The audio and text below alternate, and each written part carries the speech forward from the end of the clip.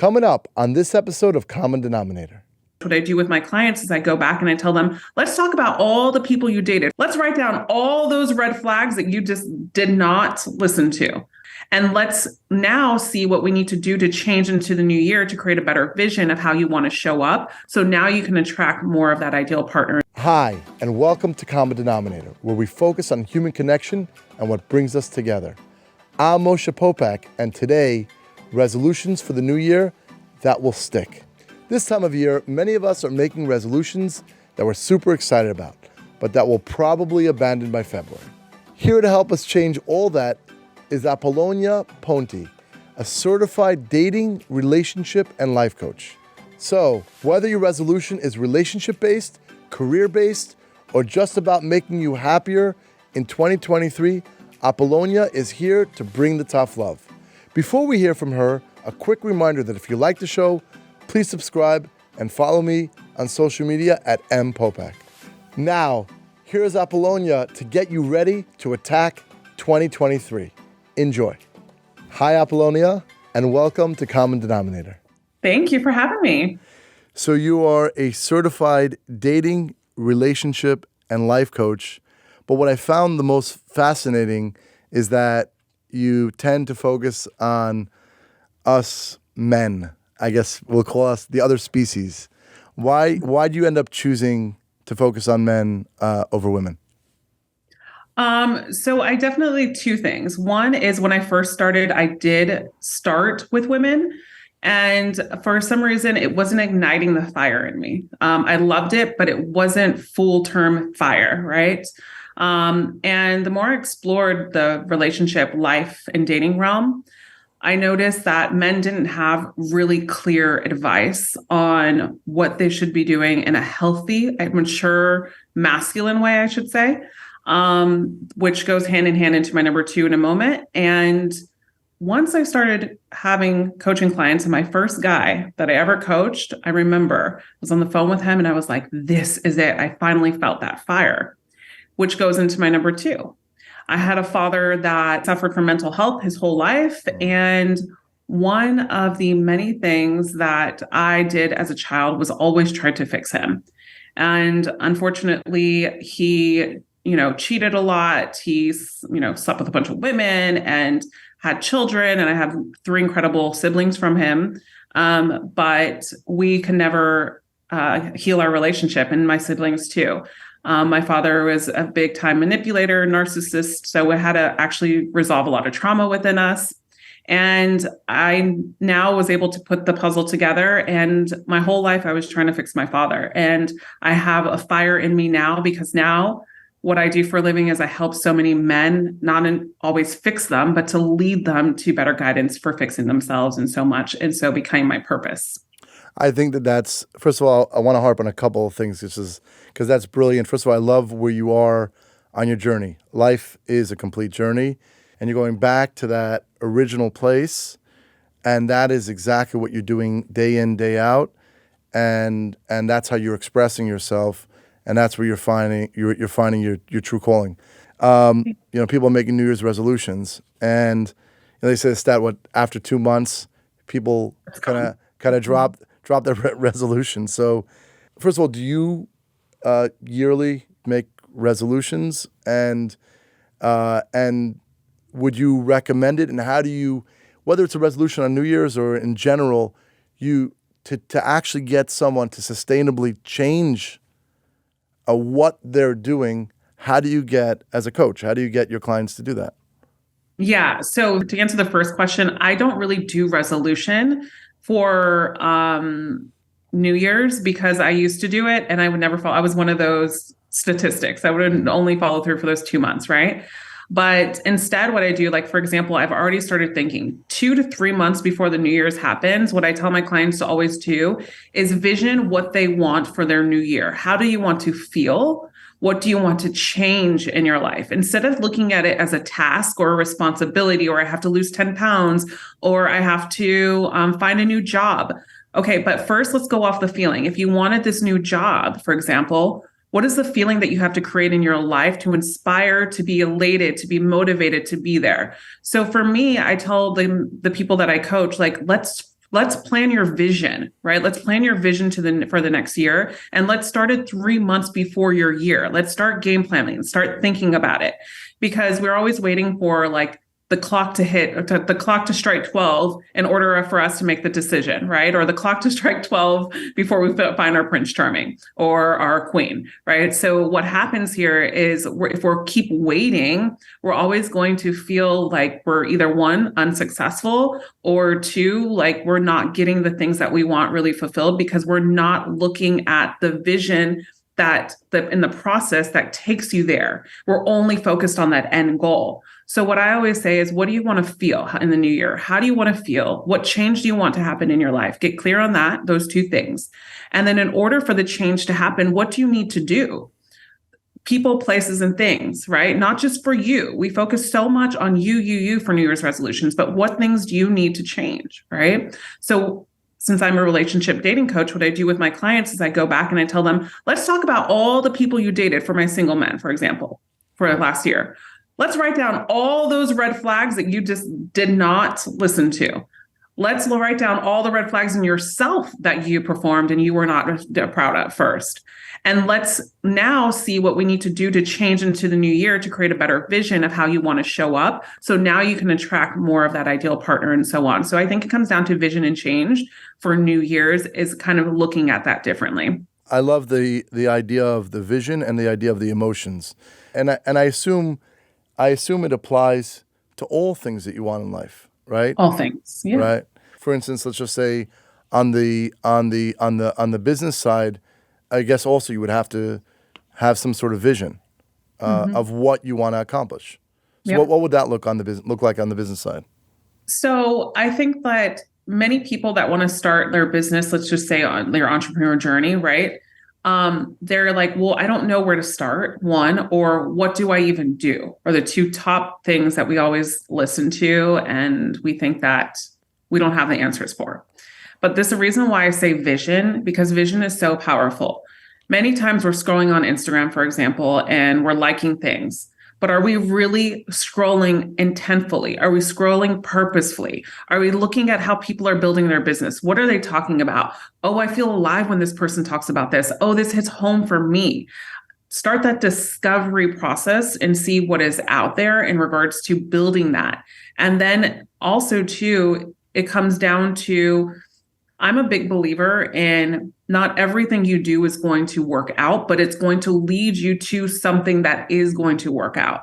Many of us, when we start our entrepreneurship journey or building a business, we think that I have to get it right the first time. I failed 4 times before I found my purpose. And I believe that in order for me to find that purpose, I had to fail those 4 times before I even got here, because those 4 times led me here in the first place. And so many of us are trying to not fail and look at it as like failure is not an option. I have to go big or go home, which I get. But also, you know, what I don't talk about in the entrepreneurship journey is I also had a full-time corporate job at a bank of being a VP at the same time building my YouTube channel, right? So don't take out the resources that can help you get further as well. Even if sometimes they're draining, look at it with a new relationship and say, this job now is being used for my purpose, and I'm going to save this money. I'm going to invest in these things.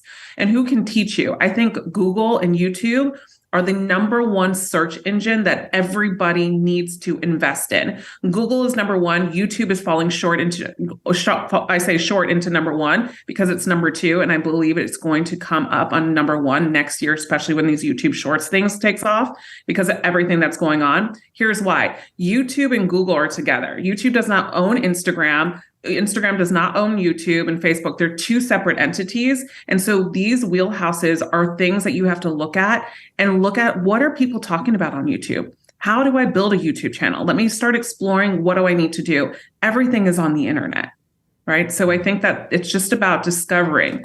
If you're just joining us, you're listening to the Common Denominator podcast. My guest this week is certified dating, relationship, and life coach Apollonia Ponti, who's sharing practical strategies to help you see your resolutions through in 2023. Next week, I'll chat with Lior Suchard, widely considered to be one of the greatest mentalists in the world. He's performed in over 70 countries, toured with Barbra Streisand, and appeared on The Tonight Show, Larry King, James Corden, Ellen DeGeneres, and more. He'll tell us how he connects with his subjects on a deep psychological level to read their minds and perform dazzling feats. Make sure to subscribe so you don't miss it. Now, back to the show. So I want to go back just for a second about relationships because, you talk about, I know some of the ideas you talk about is relationship accountability, and I'm a huge fan of accountability in general. What does relationship accountability look like? So what I do with a lot of my clients is I take them through relationship accountability because many times we get into this victim behavior of our relationships, which I can understand why people don't do the best things in relationships to us. I'm the biggest believer that if we have unresolved trauma, they will definitely come out in our relationships as well. And our partners see sides of us that either aren't healed, are healed, or we take accountability and to heal, right? So a relationship accountability is for you to get out of victim, to get out of blame, to look at you and say, why did I choose this person, right? This is what I had to do personally. And I work with men. I was in an very abusive relationship in my 20s where I almost lost my life to a man that abused me. And I'm here helping men. There was a period in my life where I hated men. Right. I hated men because I was like, they're all shitty and they're all bad and they're abusers and blah, blah, blah. But it was because I was unhealed. And then when I healed myself, I started to step into clarity about what men really, why they have anger, why there's so much shame in the world of men. And this is where the father and all this comes together for me in my own healing. And so relationship accountability is the work that I actually did in my life. I had to say, why did I choose this man that abused me? Why was this my fault? Why did I choose this? Now, it's not my fault that he abused me, obviously, and that's not what I'm saying. But what I'm saying is, did I choose this person? So what I do with clients is, let's just say I give them like a worksheet, basically. And this is for people that are listening can do this too. You put your worksheet, maybe 10 people, let's say. It's a lot of people in 1 year you dated. But let's do 10 people, no judgment. I've been there too. 10 people you dated, right? Long-term, short-term, whatever happened, 2 months, whatever, okay? Or you can go back for 5 years or 10 years if you've never done this. And you're going to write down her name. Let's say her name is Amanda, or let's say his name is Billy, okay? And you're going to write down the name. And then you're going to look at that relationship. And the first question you write down is, what red flag did I ignore in the beginning stages? And you're going to write down all the red flags. How did I act? How did I not act as me in this relationship? How do I hold myself? That's basically holding yourself accountable. How did I not show up as me in this relationship? And then the third question is, what was I trying to get in this relationship that I could not get within myself, or I was searching for within myself? And so when you start to do all of these, you start to, because I'm a big nerd when it comes to the brain, but the brain gets rewired subconsciously and you start to look in things differently. But the biggest one out of all of them, and this is what I hear from clients, is when they do this exercise and they read it back, they feel like they've got their sense of control, AKA power back. And as crazy as it might sound, because I'm like, oh, the red flags I ignored, what I'm blaming myself for, I chose this person, but then you have your sense of power and control because now you have clarity. What is control and power? It's clarity. You have power over yourself because now you know why you did a certain thing. The reason why we feel out of control in our life is because we don't have answers for some of the things and we're not showing up to receive those answers too.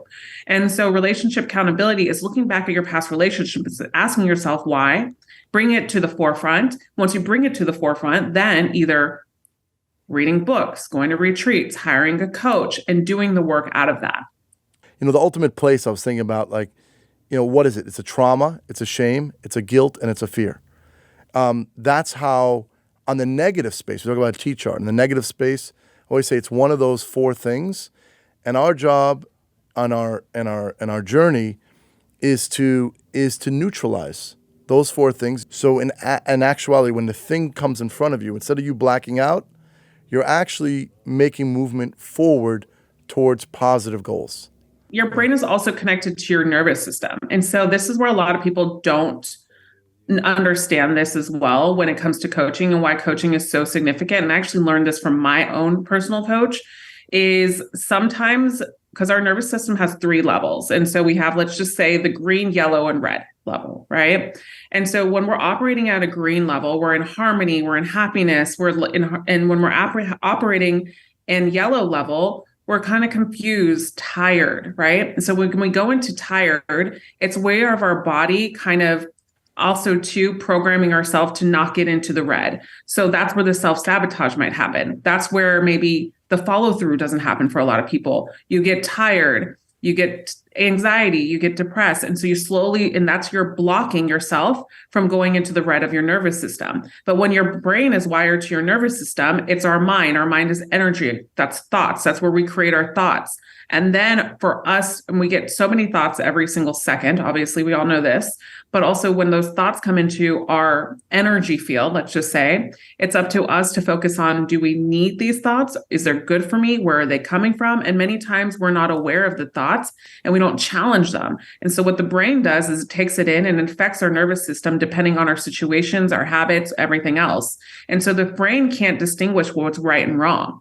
So if you have a boy or a girl that's grown up in an abusive household until the age of 9, I believe people say 7, but 9, her subconscious wiring is already trained in her programming. She feels safe in an abusive type of relationship if she doesn't unwire her subconscious thoughts, mind, behaviors, and access her nervous system to actually perform better in good environments that will make her feel safe. Because she's wired to feel safe in a, let's just say, unnatural abusive habitat, right? So she's going to subconsciously go back there and she's not going to be happy. But why do I keep on going back? It's because it's familiar, right? Because the brain always will go back to what is familiar because it was trained from that growing up. And that's why I think trauma and just doing work on yourself from inner child is so important, especially in relationships. The most important, and I'll tell you 2 things, just as an example, someone told me, if there's a burning barn and you take the horse out of the barn, you talk about going back to what's familiar, the horse will actually go back into the burning barn, which sounds crazy, but that familiarity. And it's funny, about relationships, I'm 42 and I have friends that tell me, they're in their 40s and I want to get married. They've lived a single life their whole lives. And I ask this question, I say, what materially are you going to do different in your life? It hasn't worked till now. You're telling me, you're saying words out of your mouth that you want to get married. What materially are you going to change that's going to give you the opportunity, create the vessel for you to have the opportunity to get married? So what is it for men moving forward? What are kind of practical tips that they can focus on and change as far as for the relationships if they are, in fact, looking to get married? This is where men go wrong when they're dating. And this is what women do very well, is we go into dates and we say, let's see what this man is all about. I'm not too sure if I like him yet, but let me see what he's all about first before I even see if I'm going to go on a second date with him or if I'm going to like him, I'm going to invest my time in him. But with men, when they go on dates, they're like, let me get her to like me. Let me see if I can get her to kiss me. Let me see if I can get her home with me, possibly even, right? We're always in this doing action energy as men. But instead, what happens and works a charm. When a man takes out of the doing energy and shows up to be more present and say, let me see what this woman is all about. Let me see if she's someone that I could build a life with, maybe even have a relationship with instead. The pressure comes off, and now they start to look at it and they start to qualify the woman just as much as the man is qualifying. The woman just as much as the woman is qualifying him. And so now what happens with the woman, she's like, whoa, this is a breath of fresh air. This guy is so present. He knows what he wants. He's pretty clear. He's intentional. Because women, how we get attracted to a man long-term is by his entirety, right? What is he wholly, emotionally, inside, the conversations? Who is he as a person is what makes us attracted to that man. And so for men, it's your standards, separating your wants and your needs, knowing your weaknesses and your strengths, and really being proactive with actually figuring out what type of life do you want to live with a woman and being really clear on what that looks like and actually putting yourself in the wheelhouse of those women through conversations, through activities, through choices. I always think about the idea of short-term pleasure versus long-term goals. If Yep. you're just going to constantly focus on that, it comes. I guess it comes with maturity. Hopefully, we can have more of that in society. You have to know why. Exactly your point. Why do I want to marry this person, and this is going to be the mother or father of my children, and for generation. Like think about it, like more longer term perspective. Yeah. I think about that a lot. I know, our main brand is #positivity, and I know positivity is super important with your clients. Why do you personally find that about positivity? I feel like positivity is important because of the fact that it really opens up a new behavior in yourself. I also too think that it attracts better quality relationships and people into your life when you are. And also it's a trait that a lot of people actually are missing. And it's kind of a breath of fresh air when you find it. And I think it works hand in hand when it comes to finding your ideal partner, finding, happiness in your life.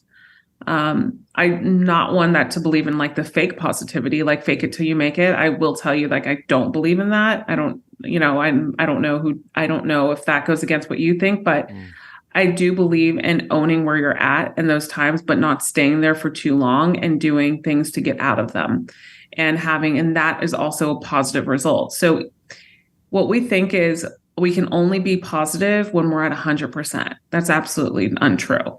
We can be positive because even though we had a need a floor moment, we're doing the steps to get out of it. So become more positive in those steps, become more enlightened in those steps, become more disciplined in those steps.